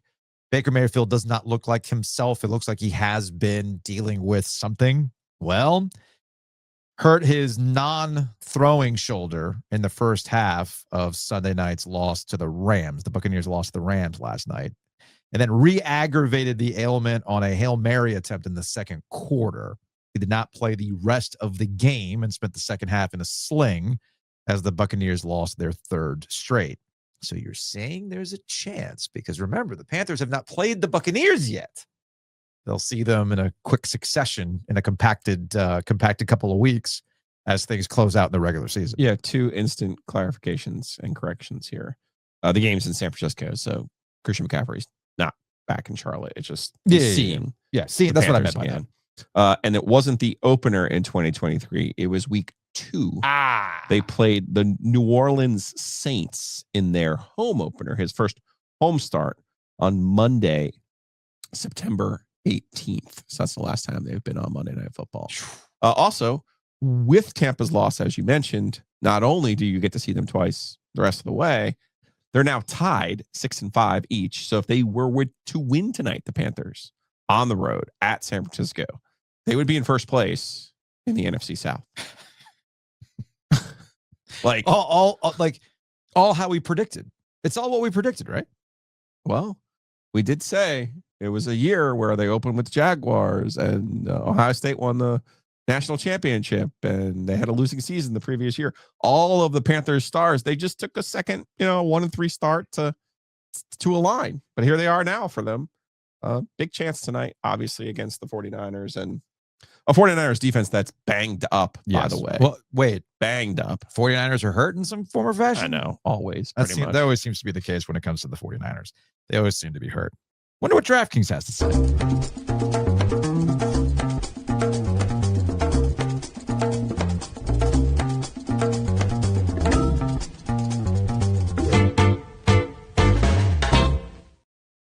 Of course, the lines, the odds are always subject to change. The San Francisco 49ers hosting the Panthers, they are 7.5-point favorites over the Panthers tonight. Money line, Panthers plus 320. Tell you what, Panthers have won their last 3 road games, including that big trip to Green Bay, which sent Green Bay's season into the toilet. So why not? I would take the points. I'm going straight money line. I have exactly $1.44 in my account. I'm putting $1 on this. I'm going to start the ladder. I'm going to start building back up my account. Done. Money line plus 320 gets me like $4.20 back, I think. Beautiful. If I do my math correctly. But again, lines and everything else are subject to change. We are recording this. It is currently 10:50 in the morning. So by the time you hear this, there could be a reckoning underway. With NC State and Seton Hall. Looking at the DraftKings Sportsbook app, NC State is a 9.5-point favorite over Seton Hall this afternoon. Would not have guessed that. No? Smaller, just neutral site. Okay. Seton Hall's gotten off to a good start. I don't think Seton Hall's that particularly that good of a team, but they've gotten off to a good start. So anyway, that's on DraftKings right now. You can put together parlays. You can do the single game, quick parlays that they put together for you. You know how I am, $5 gang.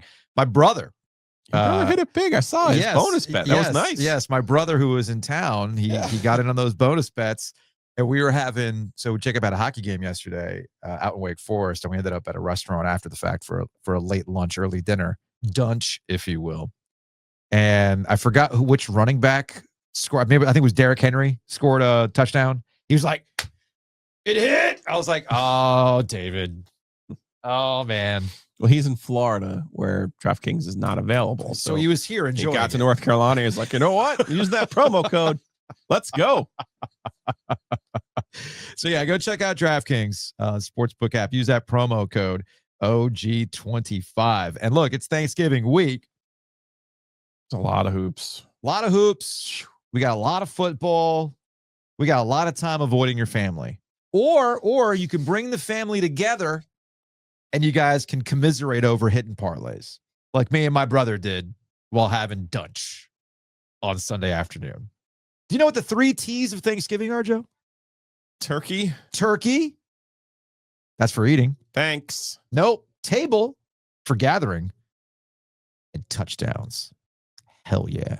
Touchdowns. I like that. For winning with DraftKings.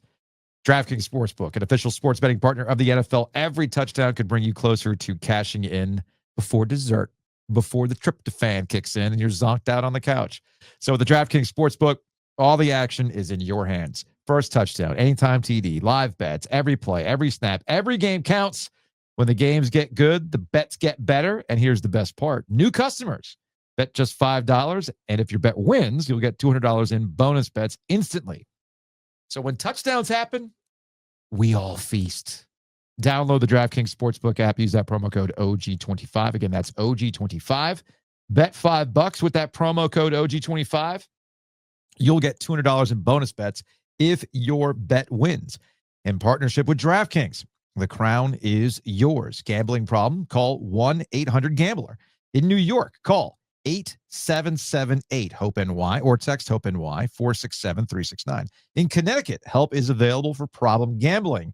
Call 888-789-7777 or visit ccpg.org. Please play responsibly. On behalf of Boot Hill Casino and Resort in Kansas, pass-through of per-wager tax may apply in Illinois. 21 plus age and eligibility varies by jurisdiction. Void in Ontario. Restrictions apply. Bet must win to receive bonus bets, which expire in 7 days. Minimum odds required. For additional terms and responsible gaming resources, visit dkng.co/audio. Limited time offer. Giglio's social crap.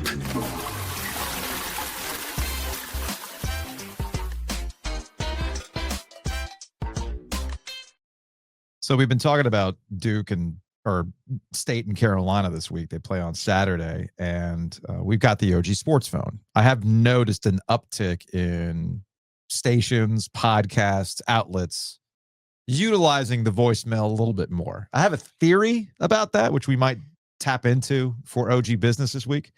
But really what we need to do is we got to go straight New York side talk. Bing bong. For some of these reactions and not just be, over man the on phone. the street. A little man on the street action. Yeah.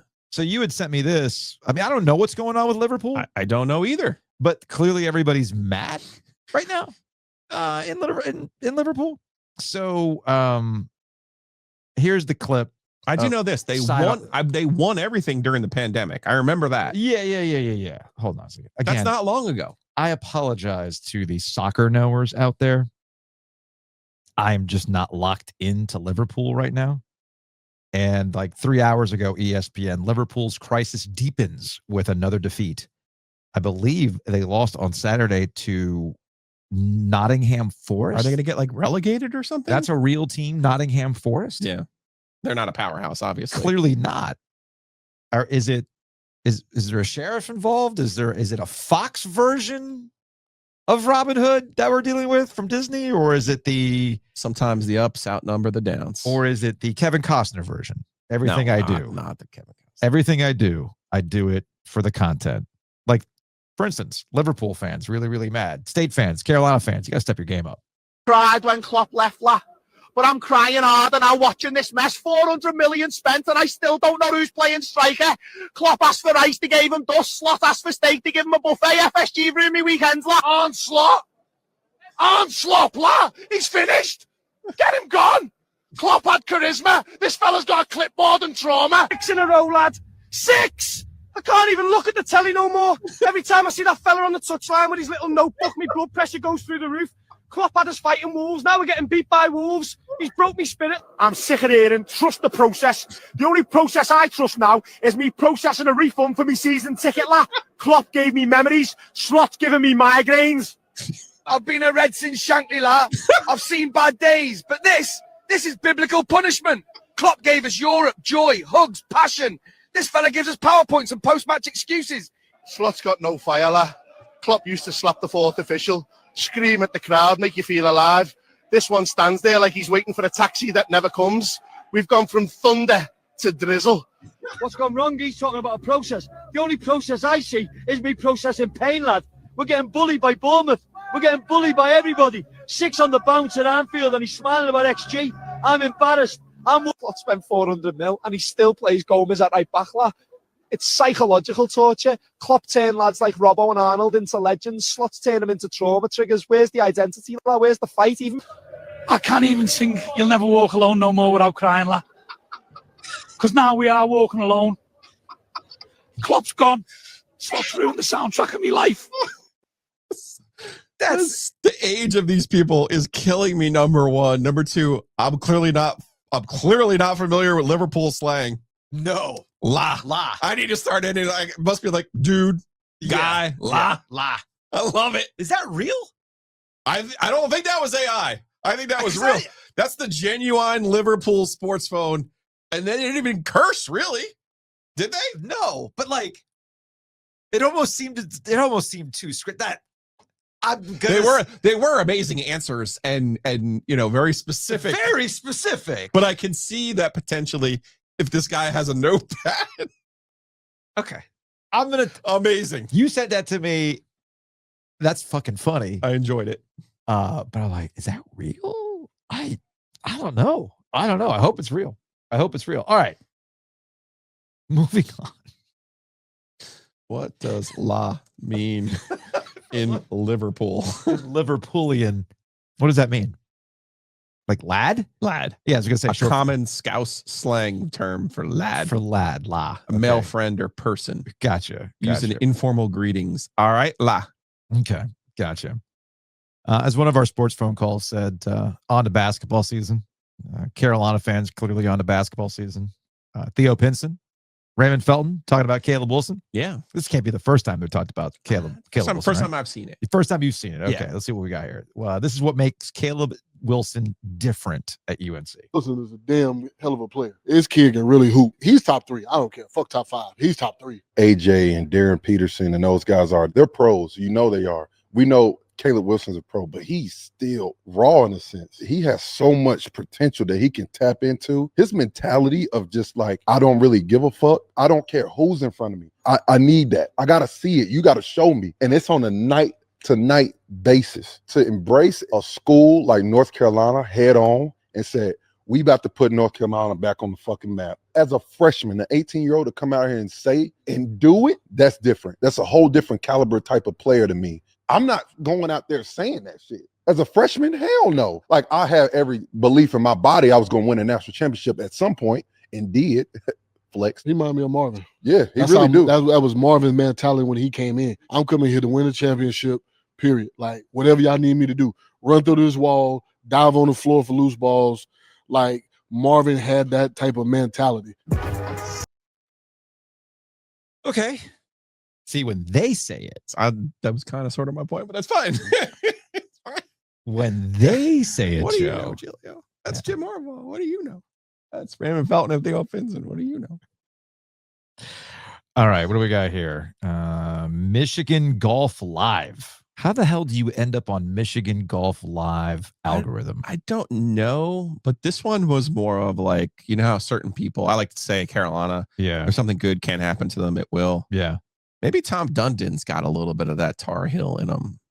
If something good can happen, it will? Yeah, because So Callaway is selling Topgolf for nearly half the purchase price just 5 years ago. Are we seeing the final days of Topgolf? Okay, here's the clip. Just a few months ago that I posted a commentary about the obvious and pending collapse of Topgolf. The downward spiral has been plain for everybody to see who's paid attention to trends and just basic business models. And today, thanks to the excellent reporting of Joe Pompliano, we learned that Callaway, I believe, is the Gibbons guy. Shout out to Gibbons. Shout out to Gibbons. We got to talk to Joe one of these days. Acquired Topgolf for $2 billion in 2020 and is now spinning it off for $1.1 billion to a private equity firm. Oh, it's a wrap for Topgolf. Yeah. If they're selling it to private equity, that's a real estate play. Because why is the private equity taking it? The real estate is the real my estate. guess. It has to, because to build a Topgolf requires a substantial amount of land to make that thing work. In some pretty prime locations. So, okay. And that same venue sales are down double digits. Does that really come as a surprise to anybody? Listen, I'm not rooting for the closure of any sort of business connected to golf, but the business model here is so deeply flawed. The real estate large spaces are far too big, far too unwieldy. The food and beverage prices for the average consumer are crazy high. $200 for an hour plus a burger and a couple of drinks just makes no sense whatsoever because you're not going to come on back to keep on doing it over and over again. So let me ask you this question. Do you think the future of Topgolf is bright, or do you think we're seeing an acceleration of the downward spiral for all of the reasons I just explained? Leave your thoughts in the comments below. Oh, that's savvy. That's savvy social media right now. Get the engagement going. Leave That's a comment here in my Instagram. We could all see this coming with Topgolf, right? I mean, Dundon did. He got the money. That's all I'm saying. That was my original thought. Yeah. Then my second thought of it was like, yeah, the food there's awful. It's very expensive. They should probably sell memberships. Is what they should do. Because then you'd feel like you. I mean, they might, but you can't bring. Like the whole point is, oh, we're having an outing, and a lot of it was corporations being like, oh, I would let's take the employees over. We'll go play some darts and play some games. It'll be fun. So I've been to a Top Golf, and what's the competitor? The Drive Shack? The one we have. Yeah. Yeah, well, we have both here. Well, Top Golf's like in Durham or wherever it is. Out by the airport. No, it's far from me. We were out in Durham on, what is it, Saturday? I don't get a lot of Durham time in my life. Really? Mm-mm. Okay. Regardless. Yeah, I guess you hadn't been out to Durham in a hot minute. Mm-mm. I took you on a tour Saturday night. That's for sure. You did. Regardless. I've been to both Top Golf and Drive Shack, and they are perfect for an outing in that, like, somebody else is paying for it. Somebody else is paying for it. The appetite to do it for your own group outing. Like, for instance, last year, we did like an end of year gathering for the hockey team. And the kids are into golf, so this makes it easy. They basically get chicken tenders and little sliders and whatnot, and alcohol you got to pay for as an adult. And you get the kids in the bay for 2 hours, and they're enjoying themselves, and then you move on. Right? You had to pay for your own alcohol, huh? Weird. I didn't have Mike Lombardi come pay for it. So the taxpayers didn't pay for your alcohol. But as I was there, I just thought to myself, well, what would be my incentive to come back to a place like this? Now, I think what's really killing Topgolf's bottom line, there's the repeatability of it. Sure. Like how often are you actually going to go back? If I'm going to fake golf, if you will, why would I not go to a golf simulator bar instead? Because you've seen those pop up. You could play, I can go play Augusta. Yeah. Yeah. And it becomes a hangout. Yeah. More so than an outing. So there's a couple of these places that have popped up in Raleigh. By all means, if you'd like to sponsor the hotline, please reach out to Joe Gilio. That's right. Gilio.joe@gmail.com or reach out. There. I'm getting there. I can think of a couple of these places that would be great for a hotline sponsor. Mm-hmm. I'm not going to name them. There's there's two in downtown Raleigh. There's one in Garner. There's one out in Garner that we did an event at. Yeah. And then, for instance, we were at the factory yesterday. There's one upstairs that actually overlooks the wake rink. That's right. While they have golf simulators back in there. Our friends downtown, they also have pickleball. Yeah. They got a bunch of simulators. Over there. So there's all sorts of stuff that you can, that's the future of it, because they're hangouts more so than this big elaborate outing that you got to drive out to. It becomes like, it's just another version of a neighborhood bar that just happens to have golf things that you can do. Guess what I'm going to get? You know what I'm going to do on Wednesday, by the way? What's that? Having people over on Wednesday. Yeah. I'm going to do the CD flip. Get the timer out and see. I can't wait for the youths to try it, because I have this felt poker table that has a lip to it. Yeah. And so I can't wait to see them struggle, because like they're going to do it. They're going to look at it and be like, it's so easy. Oh, no. Speaking of golf, you sent me something from 106.7 The Fan up in DC. The PGA Tour moved its schedule. I sent these to you, by the way, like 2, 3:30, 4:30. In the morning. This was Friday, because I was asking, like, why are you so sleepy today? And he's like, Thursday night, yeah. It's like, did you not look at when those text messages come in? And I go, no, I did not. And then I looked. One was at 2:30. One was at 3:30. It's like, okay, your sleep cycle is screwed. Yeah. Oh, wait, let me do this real quick. Also, 106.7 The Fan, you posted this 3 days ago. How do you not have any comments? Are you guys good? I get it. The NFL is king, and the PGA Tour realized on the back end of this, get out of the shadow of the NFL, because they used to run the so-called FedEx Cup playoffs in the first couple weeks of September. And they, of course, were lost in the excitement of the start of both NFL and college football. So they said, okay, let's just move everything up. That's why we've got the PGA in May, and the final major of the year is the British in July. And then it all wraps up right before football starts. And I thought that was a perfectly defensible, solid thing to do. I don't know if it's the smartest thing to do in the winter, because even though you may not get tons of attendance out there in Hawaii, on television, us East Coasters, we need those warm green images. Don't totally. In the dead of winter, please, God, don't take this away from us because once you shrink it, you're probably not going back. Now, what am I missing here? What am I missing here? I'm so lost. He's talking about Hawaii. That's why I sent it to you. Like, he never would have thought of Hawaii before if it wasn't for the PGA Tour. He didn't even know it was a state. Now he's ready to travel there. You see? It's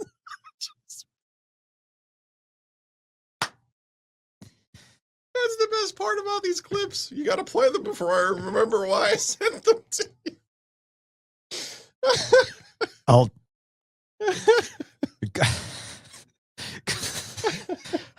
It's so dreary. I need these golf. I need it.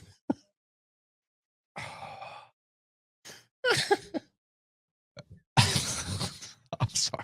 It's like a Galaxy Brain Golf Hawaii take that you thought only I had. No, but this. I need golf on my television to give me warm thoughts. That's really what it is. You have nothing going on in your life. Is this far away also, fantasy paradise? You live in Washington, D.C. You ain't living up in New York. It's not that cold in D.C. Can get cold. I'm not saying it can't. But you're acting like you're living up in a tundra somewhere. And man, I need some green images on my television. I need to see Hawaii. You know what? You know what this tells me? That's amazing. You know what this tells me? This means that, remember when HD TV was new? Mm-hmm. And you get the cable package that had the HD tier to it. And there wasn't really a lot shot in HD at that time. I'm talking 2005, 2006 time frame, like 20 years ago. And you get Discovery HD, and you just watch it because, hey man, it's in HD. I just paid. Yeah, remember HD TVs back then cost $2,000, $3,000. You couldn't go. Look at that giraffe. Right. Yeah. Right. I almost feel like they got to bring that back for dudes like this. Like I need a warm weather tier. That's what I need. Dude, you know what you could do? Save you money? Just fire up like the British Virgin Islands cam, man. And put yourself in an island mindset. There's any number of beach cams available for free. You don't need to just get golf porn.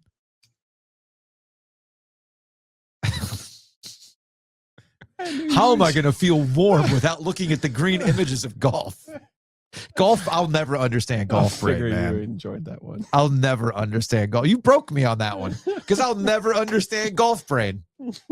I never would have thought about going to Hawaii had it not been for this golf tournament. Right. I didn't even know. Who knew? That looks gorgeous. That's amazing. Has anybody thought about going out to Hawaii? Did you guys know? There's this place. Yeah. Unbelievable golf. Wow.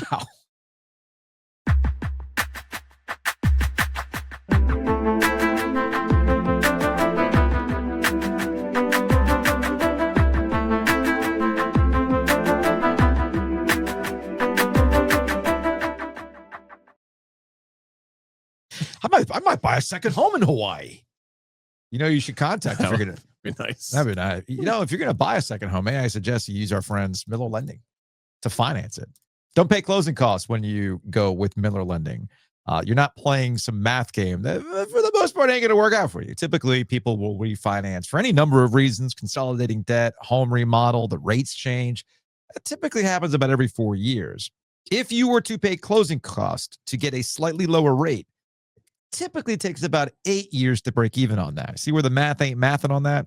So contact our friends at Miller Lending. Gordon's going to be in studio next week. I'm excited for that. I have not been in studio. Well, when Gordon last time was here, but it takes me back to a previous time in my life, hanging out in studio, doing a little yapping with Gordon Miller. We'll see how he feels about the Detroit Lions when we check in with him, who almost got Jameis Winston this past weekend. Almost. Yeah, they did in regulation, that's for sure. Almost. Go to MillerLending.com. Call them directly at 919-447-3377. You take that thing to close, and you're going to get a gift basket from our friends at the Butcher's Market. Speaking of the Butcher's Market, check them out online at thebutchersmarkets.com. I did that last week. I went to the Lake Boone location, got 2 trays of ham biscuits, and they were the hit of the Friendsgiving gathering I went to on Friday night. Okay. I did have somebody ask me, did you make these? I go, of course I did. Of course I did. Old family recipe. Old I'm family gonna have to recipe. do that for Wednesday. Then that's a good call. Yeah, no, and they're always ready to go, man. Yeah. They're in the oven for about 15, 20 minutes, depending on your oven. Piece of cake. And they come out hot, warm, ready to go, and they're going to be a fan favorite. And they can take care of other catering things for you too, for your small office, big catering events, whatever it might be. They can do that for you. But if you're just looking for a grab and go, win the Thanksgiving potluck, hey, the Butcher's Market is what you need to do. So check them out online at thebutchersmarkets.com. If you want to take it a step further, drop by our friends at Two Roosters and get a pint of ice cream to go along with all that pie that will be served up this Thanksgiving. What says a little extra something on Thanksgiving, like ice cream with your pie? You're having a chocolate chess pie? You know you can get the chocolate chess ice cream to go with the chocolate chess pie. Double down on the chocolate chess. Delicious. So go to tworoosters.com and find out their rotating flavors. Better yet, just go to one of their locations this week, pick up a pint of ice cream, bring it to whatever holiday gathering you've got going on. And of course, our friends at Mosquito Authority and Pest Authority. The weather's weird. You still might need mosquito treatments at this time of the year because North Carolina weather is very, very strange. Maybe that guy from 106.7 The Fan up in D.C. needs to look at footage of North Carolina to feel warm. Mm-hmm. The mosquitoes certainly like it from time to time. I'm not joking. Like, I have been, we've had Decembers where we haven't had a first freeze yet or anything like that, and the bugs are out because it's warm. So keep an eye on it. Contact our friends at bugsbite.com, Mosquito Authority, and Pest Authority. All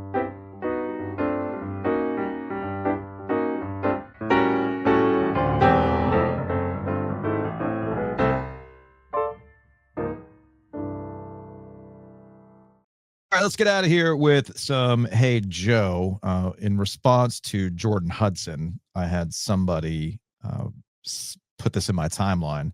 Jordan Hudson looks like Ursula from The Little Mermaid in human form. And I see this and I go, damn it. Damn it. You're right. And this is going to bother me from here on out. I cannot unsee this. Also, using Ursula in this regard might be a little too on the nose for Jen Belichick, the daughter-in-law. I'm sure she could use that as an analogy based on some of the things that she reportedly said, according to the New York Post. I curse a lot and to yell a Bill lot. Belichick. Do you really think that lasted an hour? Yeah. Do you? Oh, yeah. If Jordan was in that room, yes. Absolutely. Absolutely. All right, let's go back to the OG sports phone, shall we? 919-444-2211. Call the OG sports phone and curse or don't. All right. This is a double shot of Curtis E. Driver. Oh, okay. I'm going to play both of these. It'll set up for our last segment here. Courtesy. And I thought it was kind of amusing. Hello, G. 7:51 p.m. I was watching your After Dark, and then I decided to go over to the damn Pitt Georgia Tech game. Pitt's up 21-0. What in the blue hell is going on? It's down in Georgia. It's across from that famous hot dog joint. What do you have? What do you have? What do you have? Unfucking believable. I don't like the weather forecast. Sorry. Up and down and up. The ACC. I guess it's going to be Pitt versus SMU in the ACC championship game. Unfucking believable. Thank you as always. Have a good night. So that was before the game ended from Courtesy. Curtis decided to call after the game ended. Hello, G. 8:21 p.m. Courtesy driver. Calling into the drunk phone. Nonetheless. Pitt 28, Georgia Tech 0. I'm just going to leave it at that. He goes on a little bit more. But I love that Curtis is kind of, we're a safe space for people like Curtis and others. Just sitting at home, watching football, enjoying a few, and just like, damn it. Let me get this off my chest. Let me call the sports phone and just do my thing. The slurring of the words got me. That'll be me on Thursday, I'm sure. after one too many. You should call a sports phone and you can curse her up. I might call the sports phone. I don't know. Some people get like that. Some people get belligerent, something like curse a lot, that kind of stuff. I don't know if I'd curse a lot on the sports phone. Only one way to find out. Maybe I'll find out on Friday. All right. On Thursday. So all of that is there to set up what do we have on the table for the final week of the regular season in the ACC. And I saw a lot of alarmist headlines after Saturday's results that the ACC is in danger of missing out on the college football playoff because of Miami's position potentially not making the ACC championship game. Mm-hmm. What Notre Dame did to Syracuse as like a statement about separating the two of them going forward, and who might be available coming out of the ACC championship game, along with what's going on with JMU and who else was it? It's JMU and Tulane or the Tulane, American champion. Yeah. That's kind of a different conversation. Yeah. So here we go. Are you ready? I am ready. We have 3 teams that are 6-1 right now: Virginia, SMU, and Pittsburgh. And you say, all right, Joe, what happens if all 3 of those teams win? Well, that would require Virginia beating Virginia Tech at home. Seems likely, right? SMU goes to Cal again. Seems likely. Pitt hosts Miami. All right, let's just say all 3 of them win. Get to 7-1. We have a 3-way tie. Mm-hmm. Unfortunately for Pitt, since none of them played each other, so you eliminate head-to-head, you eliminate group record, you go to common opponents. Pitt, all 3 of them played Louisville. Virginia beat Louisville. SMU beat Louisville. Pittsburgh did not. So if Virginia and SMU win this weekend, they are in the ACC championship game. In. Easy enough. Virginia, got to beat Virginia Tech at home. SMU got to go to Cal and win. You win, you're in. If either loses and Pitt wins, well, then Pitt would be in because they would be 7-1 with one of the other 7-1 teams. But Joe, can't we still have a 6-way tie of teams at 6-2? 6-way? Can't we still have a 6-way tie of teams at 6-2? Can't have 7? Gotta be 6. Just 6. Okay. Yes, we can. Yes. Georgia Tech already there, 6-2, done with their ACC schedule. Yeah. Obviously, all of the Virginia, SMU, and Pitt could lose. Mm-hmm. That means Miami wins, gets them to 6-2. Duke would need to beat Wake Forest, gets them to 6-2.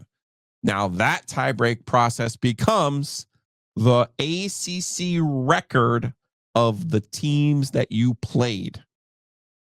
Follow me? Mm-hmm. Everyone played 8 games. Mm-hmm. I'll pull up the handy dandy chart for you now, and I'll tell you why this would be potentially good news for Duke. Because if you look at what Duke has done and their opponents have done, their opponents right now are 29-29, which is the best of any of the teams that could potentially finish 6-2. Next would be Miami, as you see. But obviously the separation between Miami, Georgia Tech, and Virginia is not great. So I'm not going to go into every permutation, but I will tell you, if it becomes a 6-2 slog, Duke would be in the ACC championship game. Miami likely would be their opponent if it becomes a 6-2 slog. So this is going to happen, right? The way the ACC year has gone, this is what we're going to end up with, right? It does seem to be the most likely outcome. Yeah. It does. Yeah. Does require Miami taking care of business, which that is not a given. Does require Duke beating Wake Forest, which who is to say? Who is to say? You know, the game's in Durham though. But what maximizes the pain for the ACC and what has already been a painful season? There you go. Okay. Then I'm going to put my money on that. On that. That's what I'm all about. What's been consistent all year? Pain for the ACC? Yep. All right. We're going to get maximum pain.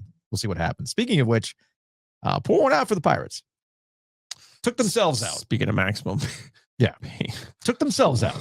So there goes my $5. I know. UTSA, though, has been good all No. Yeah, I get year. that. I get that. All right, that's going to wrap it up for today's show. A little extra, little supersized show today because we're only doing so many shows this week. I know a lot of y'all spend time catching up on podcasts. We appreciate that. So getting a little extra today, going a little long today. But we will see you tomorrow for an OG Mailbag hybrid show because we've got NC State Seton Hall this afternoon. Yeah, we do. We've got a Monday night football game between the Panthers and the 49ers. We'll hit on those topics and, of course, your mailbag tomorrow on the podcast.